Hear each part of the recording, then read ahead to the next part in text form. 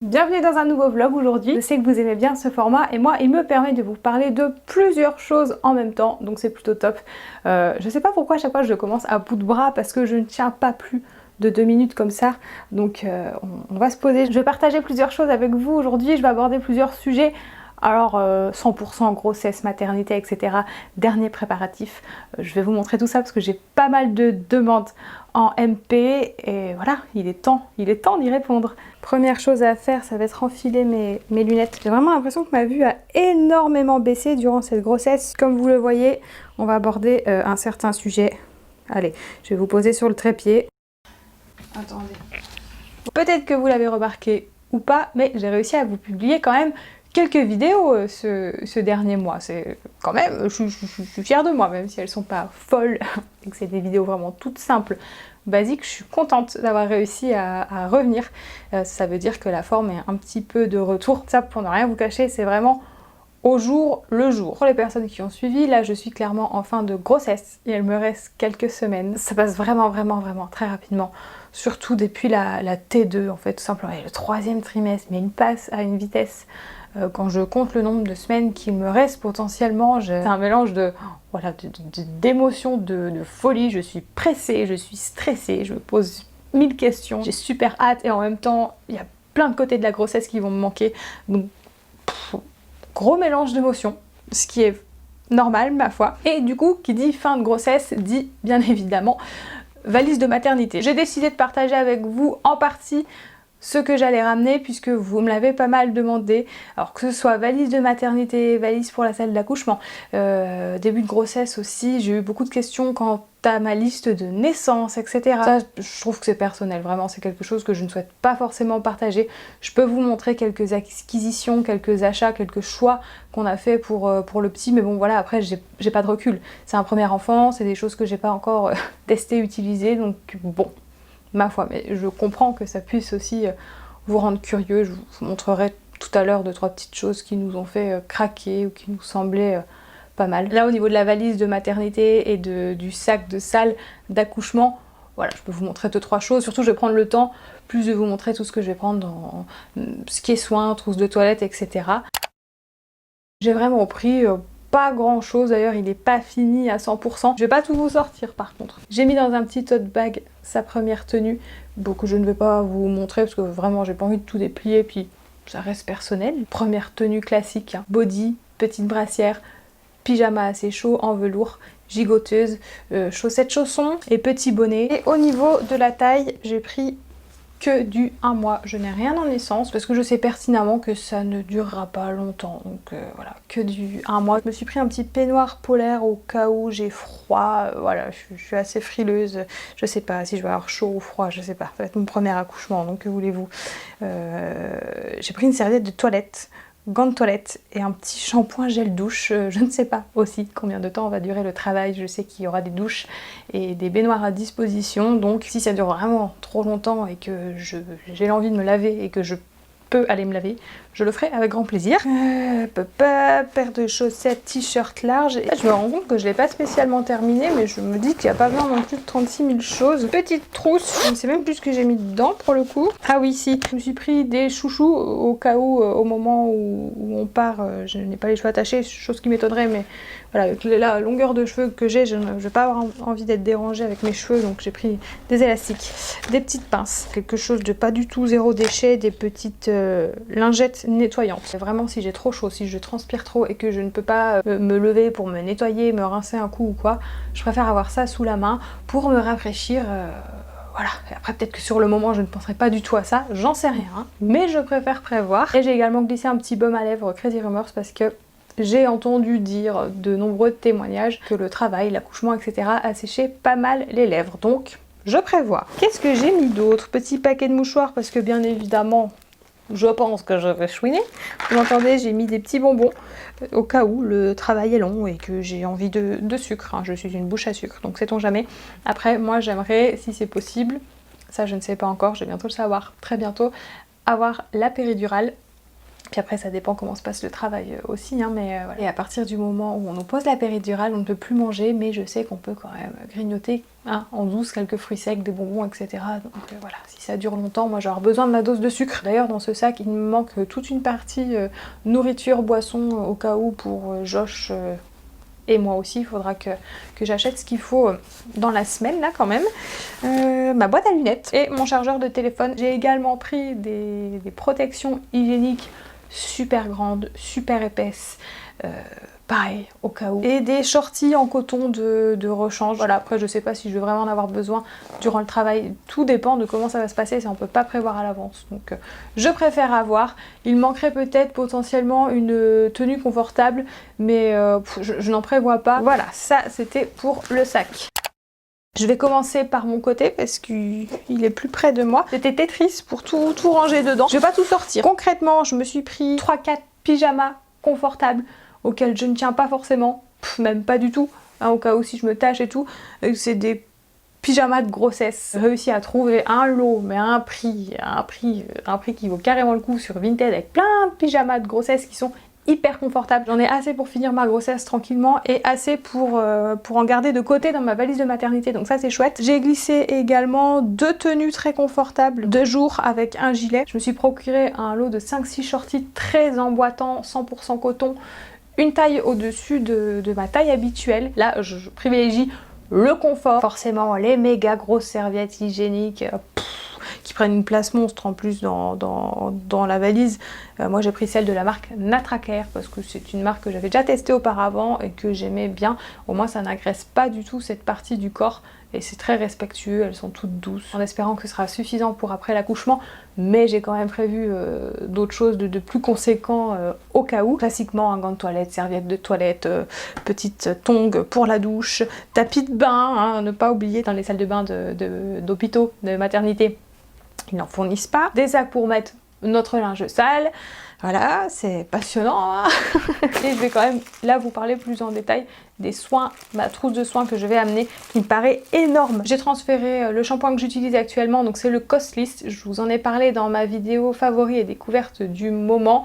Voilà, un shampoing doux pour usage fréquent, donc j'en ai transféré un tout petit peu dans une ancienne bouteille de gel douche. En gel douche, je reste sur mon favori durant cette grossesse, c'est le gel douche haute tolérance sur gras de la marque Eau Thermale de Jonzac. J'en avais des bouteilles à l'avance, donc là j'en ai pris une neuve. J'avais pas de plus petit flacon pour transvider dedans et je veux que ma valise soit prête, bouclée, fermée, que je n'ai rien besoin de rajouter d'important dedans à la dernière minute parce que j'ai peur d'oublier. Toujours dans cette même optique, du coup pour le nettoyant visage, je me suis tournée vers un qu'on avait reçu dans une des box. C'est une gelée de soins nettoyante et démaquillante de la marque Les Épicuriennes. Je ne l'ai jamais testé, j'espère qu'il me conviendra. Après voilà, c'est juste pour 3-4 jours, 5 jours maximum, donc on verra bien. Toujours au niveau de l'hygiène intime pour le coup, je n'oublie pas de prendre le gel intime de chez Mademoiselle Bio, pareil, qui m'a suivi toute cette grossesse. J'ai dans ma douche la grosse bouteille. Là, lors d'une de mes dernières commandes, j'ai pris le tout petit flacon à glisser dans ma valise de maternité. On a 75 ml, donc voilà, c'est très bien, ça prend pas de place. Gobelet, brosse à dents, dentifrice, rien de fou. Un indispensable pour moi et qui n'est absolument pas zéro déchet, écologique, etc. Ça c'est une chose que je ne pourrais pas me passer, ce sont les cotons-tiges, je ne peux pas. Pourtant, je vous ai déjà présenté des autres alternatives qui fonctionnent également hein, pour se nettoyer les oreilles, donc les auriculis. Mais vraiment, perso, je n'arrive pas à me passer des cotons-tiges, que ce soit juste pour sécher mes oreilles après la douche, etc. Donc je n'ai pas oublié ma petite dosette de coton-tige. Déodorant, j'ai pris un aussi qu'on avait reçu dans une des Beautiful Box. Je ne le connais absolument pas, je ne l'ai toujours pas testé, c'est le Day-Dry Bubble Fresh Tea. Je ne le connais pas du tout. J'ai pris mon soin contour des yeux Folie Royale. Je pense que je vais en avoir besoin, ça pour le coup. Et pour finir, j'ai glissé également cette crème de soin anti-vergeture, enfin pour atténuer les vergetures qui sont déjà apparues de la marque Omum. C'est un soin que j'utilisais déjà actuellement. Bon là depuis que je l'ai dans ma valise du coup j'utilise plus, mais il est efficace. Il est efficace sur les vergetures je trouve déjà existantes. Ça aide à ce qu'elles ne s'accentuent pas. Et je sais qu'après l'accouchement le corps va encore vraiment beaucoup bouger et c'est là aussi potentiellement qu'on attrape pas mal de vergetures. Donc si je peux essayer de limiter ou les atténuer, ça se refuse pas, même si Très sincèrement entre nous, je pense que si on doit avoir des vergetures, on a beau mettre toutes les crèmes du monde, elles seront là, mais bon. De quoi démêler les cheveux. Au niveau du maquillage, je ne voulais rien prendre du tout, parce que franchement, je ne pense pas avoir la tête à vouloir me maquiller. Dans le doute, je prends quand même cet anti-cerne de chez Zao, que j'aime bien utiliser quand j'ai envie de me maquiller très rapidement et légèrement. Il est assez couvrant, mais ça reste naturel. Voilà, je prends que ça, mais je ne sais pas, hein, franchement, si je vais l'utiliser. J'espère que ce sera pas trop long, finalement, ce vlog, et pas trop ennuyant, ma foi. Je vous avoue que...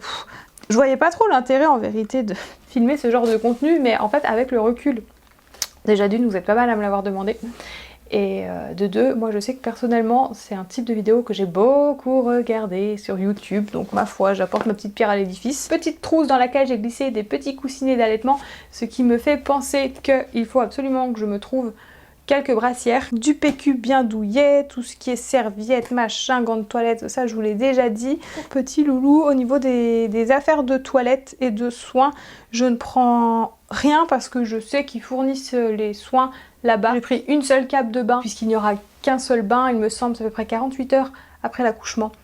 Je crois, hein, histoire de laisser le petit vernix sur sa peau, la couche protectrice, voilà, on va pas l'agresser de bain, donc une seule cape de bain ce sera suffisant. Au niveau des vêtements, il restera en pyjama confortable, on va pas l'embêter tout de suite avec des petites tenues toutes choupinettes. J'ai dû en prendre 5, hein, des pyjamas toujours en un mois, en velours assez chaud, avec 3-4 brassières aussi pour mettre en dessous les bodys, 2-3 bonnets pour réchauffer sa petite tête, et des chaussettes et des chaussons. Pareil, je vous sors rien parce que bon, bah, ça reste des vêtements pour bébé, hein, que voulez-vous. Bon, c'est génial, on voit mon PQ ici.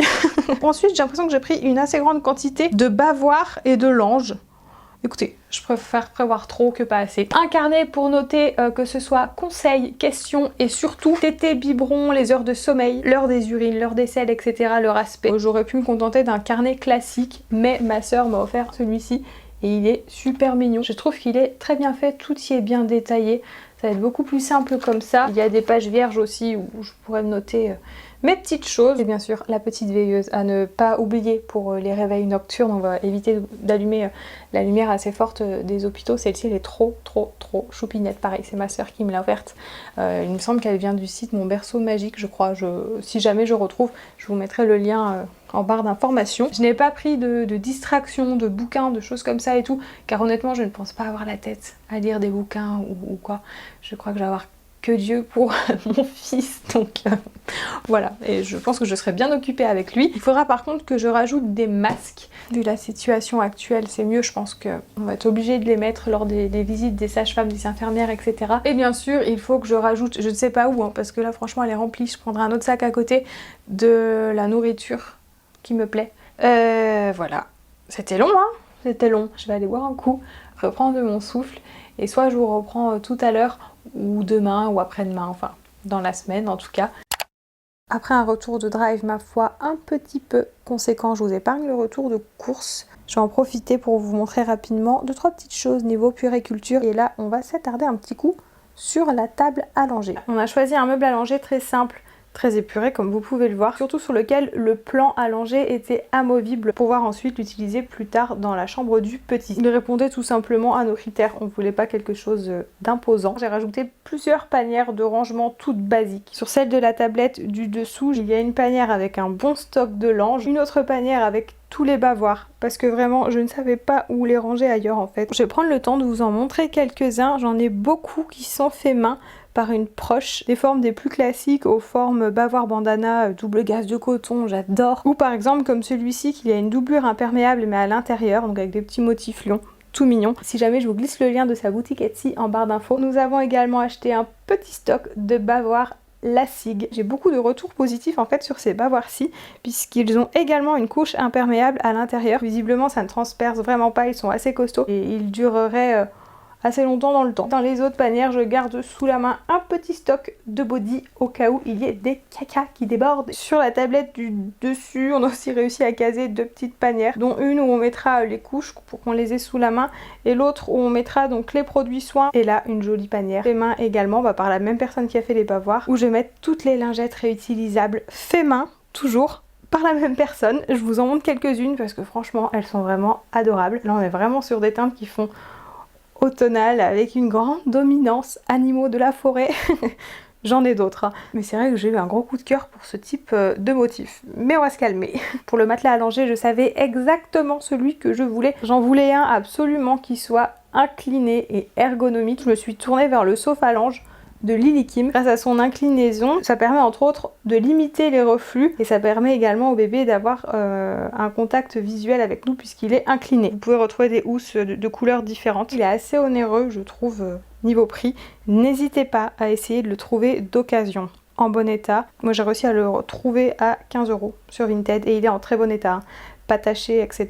N'hésitez pas vraiment à privilégier la seconde main. Voilà pour les premiers aménagements de ce fameux meuble allongé. Alors je voulais terminer le vlog en vous présentant 2-3 autres choses de puériculture, notamment la fameuse chaise haute transat évolutif. Mais sincèrement, comme je vous l'ai dit en début de vlog, c'est vraiment au jour le jour et là je commençais à avoir trop de contractions douloureuses, donc je vais m'arrêter là. Attends, j'ai des contractions de taré, ils me font mal. Peut-être que je vous montrerai tout ça sur Instagram en story. En tout cas, j'espère que ce petit vlog vous aura plu et on se retrouve, j'espère, bientôt pour une prochaine. Bye!